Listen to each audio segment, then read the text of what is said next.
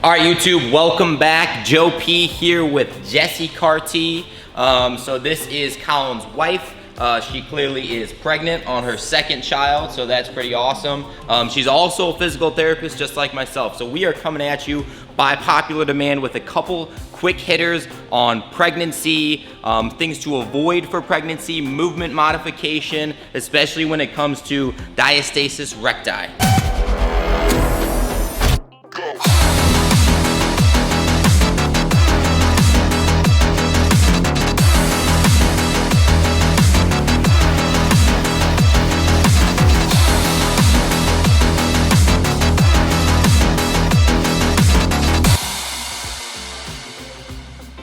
All right, so Joe and I are both doctors of physical therapy. However, one thing we want to reiterate prior to going through this video is you always want to talk to your doctor first, your OB-GYN, prior to any exercise during pregnancy.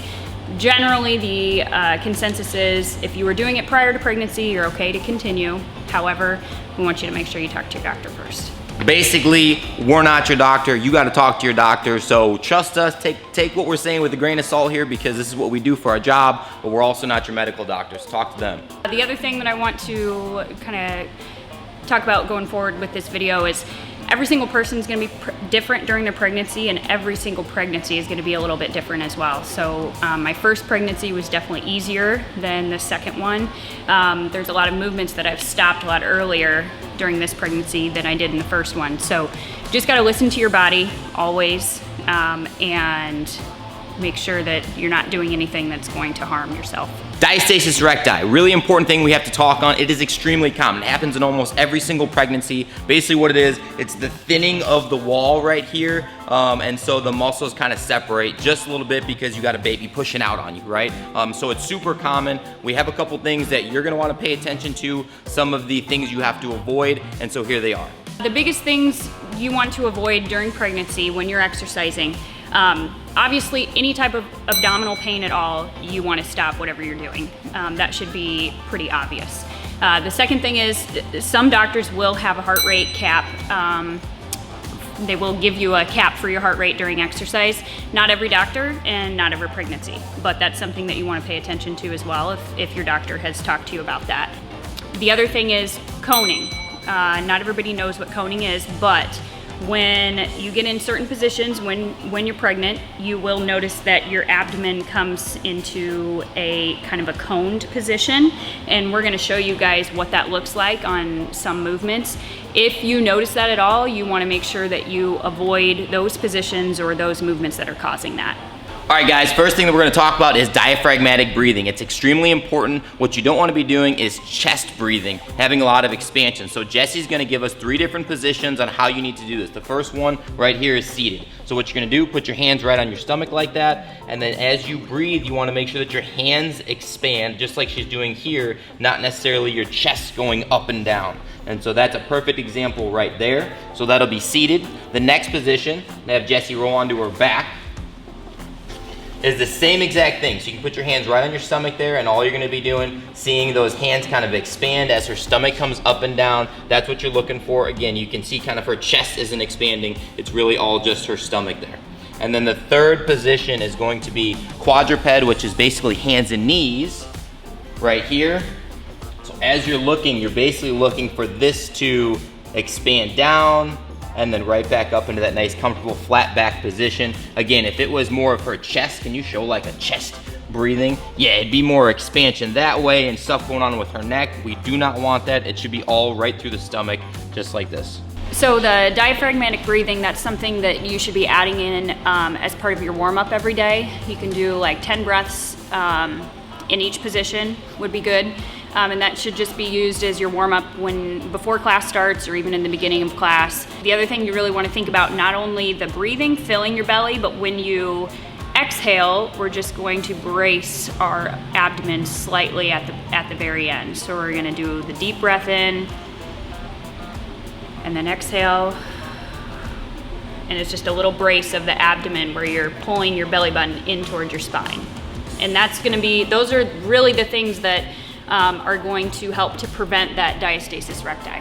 So the first exercise that you can do that can help activate your hip muscles as well as your core muscles is the clamshell. Jessie's showing it perfectly here, making sure that you're not rolling backwards and just raising that knee up, activating those glutes and activating that core. Next up is a sideline plank. Jessie does an awesome job of keeping that core nice and tight as she lifts and then slowly lowers back down.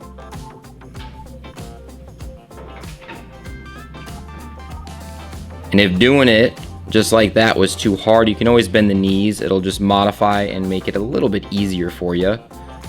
That's an excellent movement to add in as part of that TA contraction and core contraction.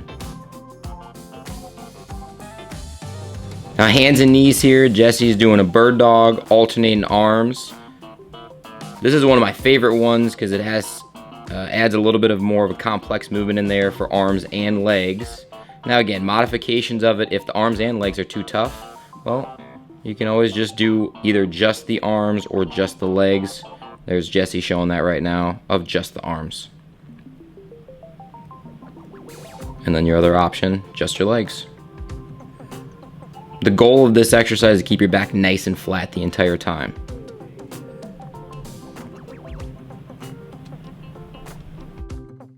Alright guys, so this is talking about the CrossFitter. The CrossFitter that's been doing CrossFit for a long period of time now, or maybe a short period of time, but has gotten very accustomed to these movements. And so you've been doing it for a long time. These are things that you are gonna have to modify. This is a guarantee. This is not really, you know, maybe I should do it, maybe I shouldn't. No, these are the hardcore, hard and fast ones. No more, you gotta modify these.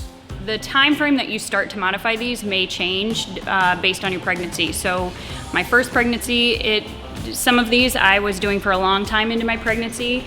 Maybe should have stopped a little earlier than I did, but this second pregnancy around, I've definitely stopped pretty much all these movements that we're gonna talk about next. I've already stopped and I'm not quite 20 weeks right now. So, but again, like I talked about before, it's gonna be different for every single person. It's gonna be different for every single pregnancy. First thing is you're gonna wanna modify crunches. Sit-ups, just like this. We're not doing them anymore. Really working the abs right here. We do not want to be doing this. Also, the other thing you're going to be able to do, not as much, is chalk your hands, because toes to bar is going to produce something like this. This is the coning right there that we were just talking about a little bit ago. We do not want that. So hopefully baby Carti is okay in there, but we don't want to be doing that anymore. So modify that movement. Yeah, so toes to bar, pull-ups. Anytime you start hanging from the bar during your pregnancy and you notice that coning, you're gonna stop hanging from the bar. Now, if you do feel all right during these movements and you can hang from the bar and you don't notice that coning, then you're probably okay to continue those, as long as, again, you're not getting any abdominal pain and you're not getting any increased pressure down in your abdomen during those movements.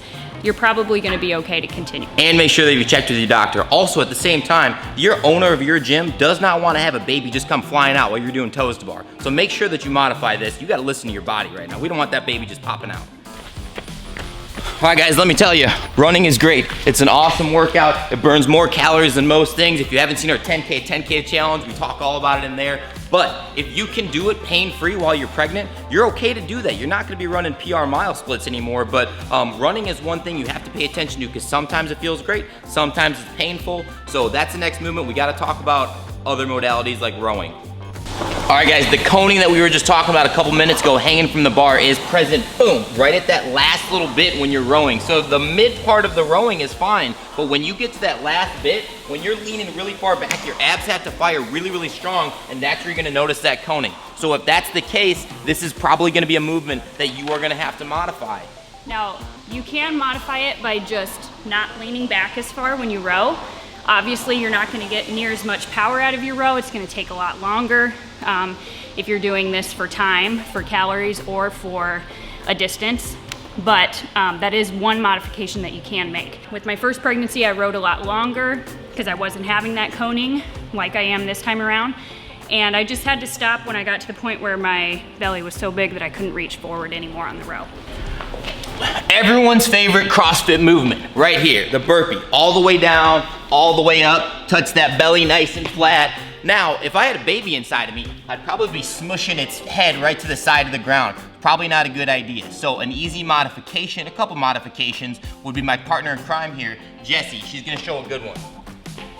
Down to her knees, nice and easy. Kind of gently smush that baby's face to the ground. Nothing hard or aggressive, but something simple, just like that. Now, as the belly starts to get a little bit too big, you can always modify it to a little bit more with a step back, something like that. Just don't go down as far. And then do you want to show the one on the thing over there too? Another awesome modification to a burpee. Again, everyone hates it, but that's okay. This is an easy way to do it.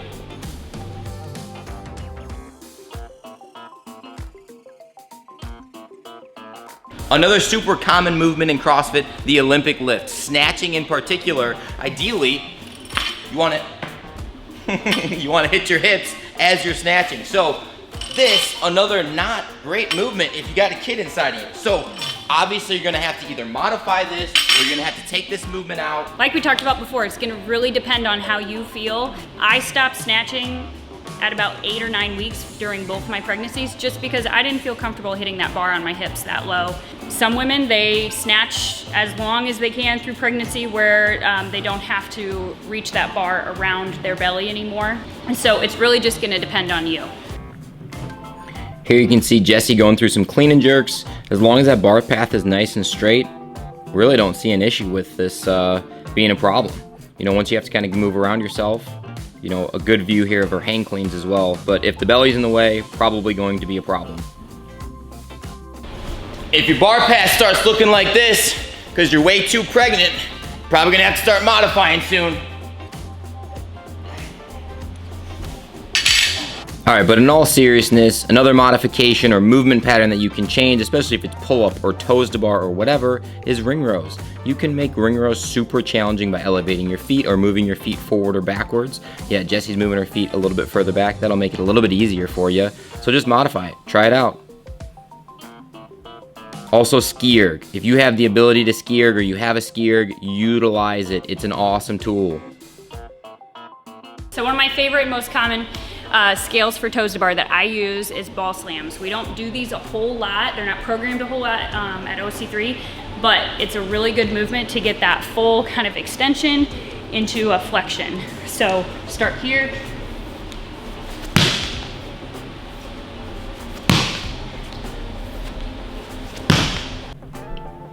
If you can't do barbell anymore or your belly's too big or whatever else, you can always use a dumbbell.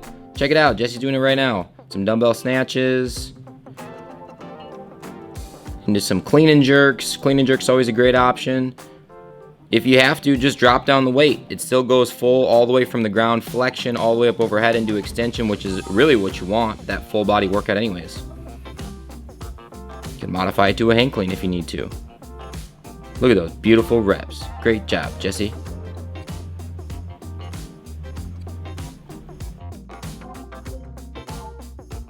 All right, guys, so double unders, definitely a very common movement in CrossFit, right? At some point in everyone's pregnancy, they're probably gonna have to modify double unders. You're not gonna be able to do it anymore. So here's a couple other options that we have that you can do to modify. Okay, so a sled push is one of my top modifications for double unders. A lot of people like to modify using a bike erg or a rower. However, as common at OC3, a bike erg is going to be in your workout often. So if that's already in your workout or there's already another machine in your workout, this is always another option that you can use for a scale for double unders. So if sled pushes are too hard for you, an excellent modification would be weighted GHD sit-ups. Just use a light bulb so it's not too heavy on you. Or if that modification is too tough, you can always take a light dumbbell, toss it off to the side, and get on the pegboard.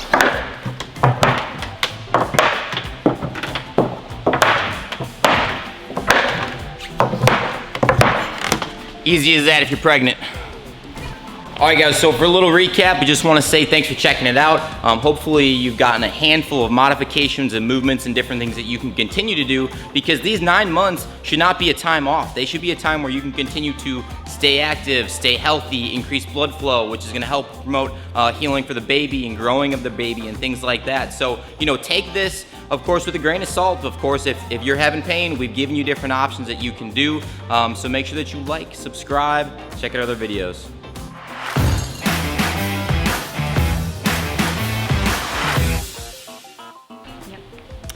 Yes, so we can edit that out. Jesus, rookie motherfucking mistake. well, I mean, what part are we going into? I hate the word coning now. Makes me want to throw up. Coning. Well, we're pretty much I got a done. cone. I got one of mine too, though. You gotta stop growing. I think you can talk about it while you do it instead of talking about it over. Oh God. 'Cause